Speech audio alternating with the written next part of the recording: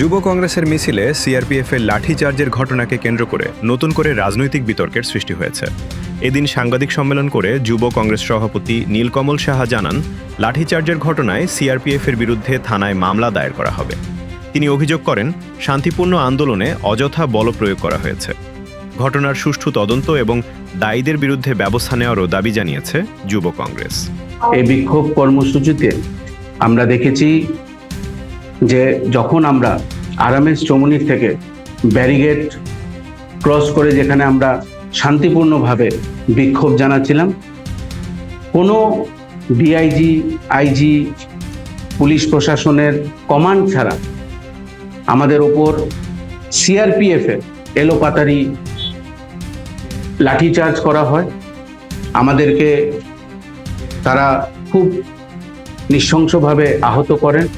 আমাদের ত্রিপুরা প্রদেশ যুব কংগ্রেসের প্রচুর সংখ্যক যুবক এবং যুবতীরা আহত হন। আমরা দেখেছি যে মহিলাদেরকেও কিভাবে তারা লাঠিচার্জ করেছে এবং সিআরপিএফ এর যে এক কমান্ডেন্ট ছিল, যতটুকু আমরা খবর পেয়েছি, ওনার নাম মেজর রাম সিং, কমান্ডেন্ট রামকুমার, উনি মহিলাদের ওপরে লাঠিচার্জ করেছে। আহতদের ওপরে ওদেরকে উঠিয়ে উঠিয়ে রাস্তায় মেরেছেন এবং তার তীব্র নিন্দা ত্রিপুরা প্রদেশ যুব কংগ্রেস জানায়। মহিলাদের ওপরে শ্লীলতাহানির চেষ্টা করেছে। আমাদের জেনারেল সেক্রেটারি দেবশ্রুতি স্টেটের, ওনার জামা কাপড় ছিঁড়ে দেওয়া হয়েছে। আমাদের গোমতী জেলার সভাপতি ইন্দ্রজিৎ, তার মাথা ফাটিয়ে দেওয়া হয়েছে। আসারামবাড়ির আরেকজন, তার মাথা ফাটিয়ে দেওয়া হয়েছে। আমাদের গোমতীতে প্রীতম, তার হাত খুব বাজেভাবে আহত, তার রিস্ট ক্র্যাক। আমাদের মহিলা নেত্রী জেনারেল সেক্রেটারি লিপিকা রুদ্রপাল, তারও হাত ভেঙে দেওয়া হয়েছে। আমাদের প্রশ্ন একটাই, যে আমরা শান্তিপূর্ণভাবে এই রাজ্যের মুখ্যমন্ত্রী এবং এই দেশে যুবকদের স্বার্থে কিছু স্বার্থ আদায় সেখানে প্রোটেস্ট করছিলাম, কিন্তু যেভাবে কোনো পুলিশি আদেশ ছাড়া সিআরপিএফ আমাদের ওপরে চড়াও হয়েছে এবং আন্দোলনকারীদের ওপরে লাঠিচার্জ করেছে, আমরা খুব শীঘ্রই সেই মেজরদেরকে, কমান্ডেন্টদেরকে চিহ্নিত করে তাদের ওপরে আইনি ব্যবস্থা করার পদক্ষেপ আমাদের সিনিয়র লিডারদের সঙ্গে কথা বলে আমরা কালকের মধ্যেই নেওয়ার চেষ্টা করছি।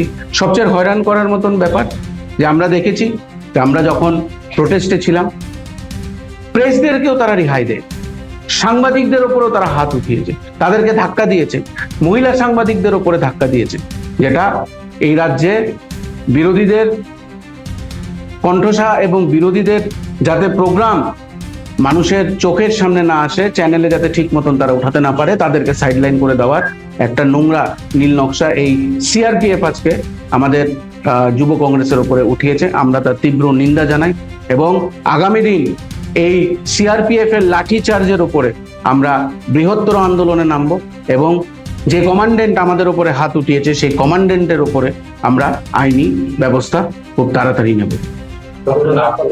আমাদের টোটাল 7 জন আহত হয়েছে, যার মধ্যে 2 জনের মাথা ফেটে গেছে। একজন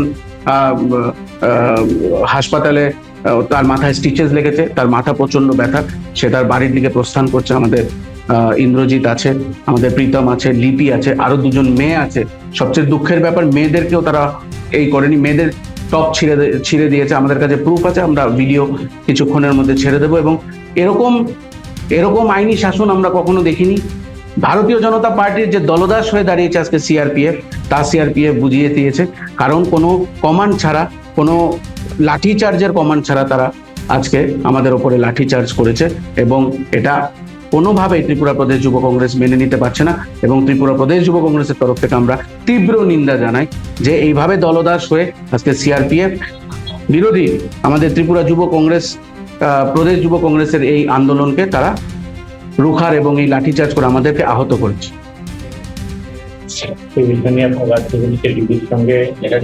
আমরা আজকে তো এটা নিয়ে আমাদের সিনিয়র লিডারদের সঙ্গে আমাদের কথাবার্তা হচ্ছে।